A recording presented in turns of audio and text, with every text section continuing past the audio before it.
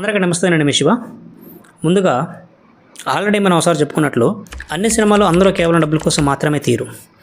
ఒక్కోసారి కొంతమంది movie makers cinema చూడటానికి వచ్చిన వారికి ఒక మంచి పాయింట్ చెప్పాలి అనే ఉద్దేశంతో మంచి మంచి సినిమాలు తీస్తూ ఉంటారు.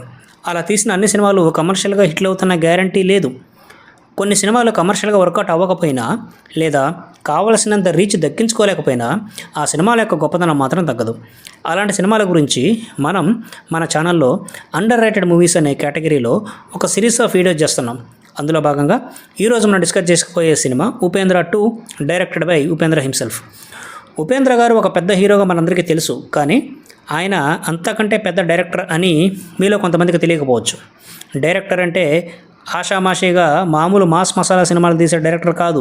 కొత్త కొత్త కాన్సెప్ట్ కథలతో అవుట్ ఆఫ్ ది బాక్స్ థింకింగ్తో సినిమాలు తీయడంలో ఆయన తోప్ లెవెల్ డైరెక్టర్. ఆయన కొన్ని సినిమాలు డైరెక్ట్ చేశారు.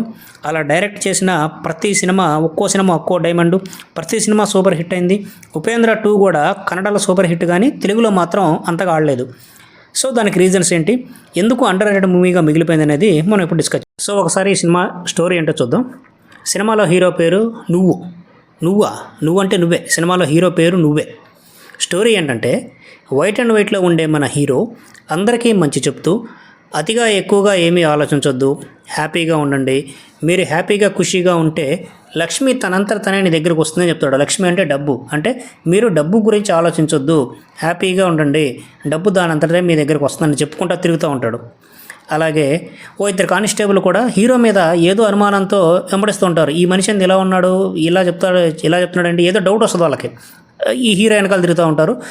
మరోవైపు సినిమా ఇంటర్వెల్ టైంలో ఇంకో హీరోయిన్ సడన్గా వచ్చి మెయిన్ హీరోయిన్ తోటి ఏమంటుందంటే, అసలు ఈ నువ్వు అనేవాడు నువ్వు కాదు నేను అని చెప్తుంది.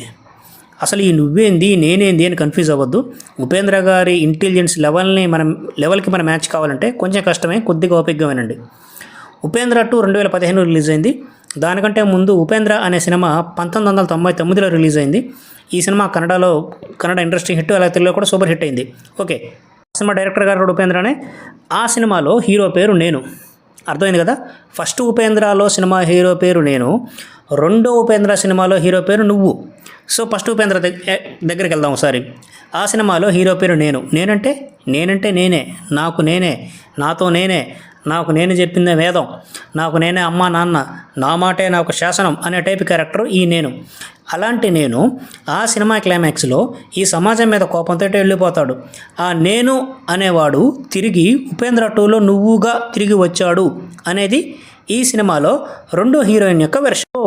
ఇలాగా ఇంటర్వెల్ వరకు కొద్దిగా అర్థం అయ్యి అవునట్టు ఉండే సినిమా ఇంటర్వెల్ తర్వాత అసలు ఏం జరుగుతుంది, అసలు స్టోరీ ఎడిపోతుందో, ఆ క్లైమాక్స్ ఏందో ఏమీ అర్థం కాక జుట్టు బిక్కుని నెత్తి నేలకేసి కొట్టుకుంటారు థియేటర్లో కూర్చున్నారు. మరి ఎందుకు అర్థం కాలే, ఎందుకు అంత కన్ఫ్యూజన్గా ఉంటుంది ఈ సినిమా స్క్రీన్ ప్లే, ఎందుకు ఈ సినిమా క్లైమాక్స్ ఓపెన్ ఎండ్ క్లైమాక్స్గా ఉండేది అనేది ఒకసారి.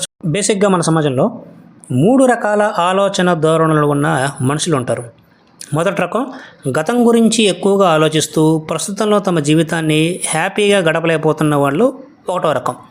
రెండో రకం ఏంటంటే భవిష్యత్తులో ఏం జరుగుతుందో అని ఎక్కువగా ఆందోళన చెందుతూ ఎక్కువగా ఆలోచిస్తూ ప్రస్తుత జీవితాన్ని గందరగోళంగా జీవించే వాళ్ళు రెండో రకం. ఇక మూడో రకం వాళ్ళు గతం గురించి కానీ భవిష్యత్తు గురించి కానీ ఎక్కువగా ఆలోచించకుండా ప్రస్తుత టైంలో ఆనందంగా జీవించే వాళ్ళు మూడో టైపు. అయితే సమాజంలో మొదటి మరియు రెండో రకం వాళ్ళే 99% మంది ఉంటారు. ప్రస్తుతంలో జీవించే వాళ్ళు అంటే ప్రజెంట్ మైండెడ్ పీపుల్ కేవలం 1% మాత్రమే ఉంటారు. ఈ సినిమాలో ఉపేంద్ర కూడా మనకి ఈ 1% వాళ్ళలాగా ఎక్కువగా ఆలోచించకుండా బ్యాలెన్స్డ్గా జీవించడానికి ప్రయత్నించండి అనే పాయింట్ మనకు చెప్పడానికి సరే, మళ్ళీ ఇంకోసారి సినిమా స్టోరీ విషయానికి వద్దాం. బేసిక్గా సినిమా కాన్సెప్ట్ ఏంటి, ఈ సినిమా టైటిల్ ఉపేంద్ర 2 కాబట్టి ఈ సినిమా ఉపేంద్ర సినిమాకి సీక్వెల్ అయి ఉంటుంది. ఉపేంద్ర 2లో సినిమా స్టార్టింగ్లో హీరో చాలా హ్యాపీగా మంచోడుగా మాట్లాడుతున్నప్పటికీ ఒరిజినల్ క్యారెక్టర్ ఉపేంద్రనే. ఆ ఉపేంద్రలో ఫస్ట్ ఉపేంద్ర సినిమా హీరోలో ఉంటాడు, మందు తాగుతూ గంజాయి కొడుతూ విచిత్రమైన హెయిర్ స్టైల్ చేసుకొని చిత్రమైన బైకుల మీద తిరుగుతూ ఉంటాడు. కాబట్టి ఈ ఉపేంద్ర 2లో హీరో కూడా ఆ క్యారెక్టరే, కాకపోతే ఇప్పుడు చేసేదంతా యాక్టింగ్, ఈయన అసలు క్యారెక్టర్ ఇంకా తర్వాత బయటపడుద్ది అని ఆలోచించే వాళ్ళు ఉంటారు. ఇది మొదటి వర్షన్ ఆఫ్ పీపుల్ యొక్క స్టోరీ. మొదటి వర్షన్ పీపుల్ అంటే ఎవరు? గతం గురించి ఎక్కువగా ఆలోచించే వాళ్ళ యొక్క వర్షన్ ఇది. ఇక రెండో వర్షన్ అంటే భవిష్యత్తు గురించి ఎక్కువగా ఆలోచించే వాళ్ళు. వీళ్ళు ఎలా ఆలోచిస్తారంటే, ఈ సినిమా స్టార్టింగ్లో బేసిక్గా సినిమా స్టార్ట్ అయినప్పుడు ఒక బాగా డబ్బున్నామే తన ఆస్తి మొత్తం అంటే లక్ష్మి మొత్తం ఖుషీగా ఉండేవాడికి వెళ్తుంది అనే వీలునామా రాసి ఎటో వెళ్ళిపోద్ది. ఈ డైలాగ్ గుర్తుంది కదా, నేను స్టార్టింగ్లో చెప్పా, ఖుషీగా ఉన్నవాడికే లక్ష్మి దొరుకుతుంది అని. సో ఈ లక్ష్మి కోసం ఆ నువ్వు అనేవాడు నాటకాలు ఆడుతున్నాడు, మంచోడిలాగా యాక్షన్ చేస్తున్నాడు. ఈ కేసు మీద ఒక అండర్ కవర్ పోలీస్ ఆఫీసర్ పనిచేస్తున్నాడు. ఆ పోలీస్ ఆఫీసరే ఈ నువ్వు. ఆమెను కనిపెట్టడానికి ఇన్వెస్టిగేషన్ చేసే టైంలో ఈ వీలునామా గురించి తెలుసుకొని ఇలా మంచివాళ్ళగా యాక్ట్ చేస్తున్నాడు అనేది భవిష్యత్తు గురించి ఎక్కువగా ఆలోచించే వాళ్ళంతా వాళ్ళ మైండ్లో ఏదొస్తుందే, తర్వాత ఇలా ఉండొచ్చు, నెక్స్ట్ సీన్ ఇలా ఉండొచ్చు, ఈయన పోలీస్ ఆఫీసర్ అయి ఉండొచ్చు, క్లైమాక్స్లో కృష్ణమోహన్ ఐపీఎస్ లాగా ఏదో పెద్ద ట్విస్ట్ లాగా ఈయన హీరో ఇలాగా భవిష్యత్తులో ఏం జరుగుతుందో ప్రజెంట్ స్టోరీ ఏం నడుస్తుందో సంబంధం లేదు, ఆ తర్వాత ఇలాగే ఉండాలి, ఇలా జరగబోతుందని వాళ్ళే ఊహించుకునే వాళ్ళ వర్షన్ ఇది. ఫైనల్ వర్షన్, మూడో వర్షన్. ఈ సినిమాలో ఫస్ట్ ఉపేంద్ర అయితే మనకేంది, పోలీస్ ఆఫీసర్ అయితే మనకేంది, ఎవరైతే మనకేంది, మనం వచ్చింది దేనికి? సినిమా కోసం వచ్చినాం, మనం ఎంటర్టైన్మెంట్ కోసం వచ్చినాం. సినిమాలో మంచి హీరోయిన్లు ఉన్నారా, మంచి పాటలు ఉన్నాయా, మంచి యాక్షన్ సీన్లు ఉన్నాయా, మంచి కామెడీ ఉందా, మనకు కావాల్సిన ఎంటర్టైన్మెంట్ దొరికిందా లేదా అని ఆలోచించే రకం వీళ్ళు. ఎవరు వీళ్ళు? ప్రజెంట్ మైండెడ్ పీపుల్, అంటే ప్రస్తుతంలో జీవించే వాళ్ళు, వీళ్ళ వర్షన్ అనమాట. ఇప్పుడు ఈ 3 వర్షాలకు సంబంధించిన సీన్లు ఒకదాని తర్వాత ఒకటి వస్తూ మనల్ని కన్ఫ్యూజ్ చేస్తుంది సినిమా అయిపోయిందాక.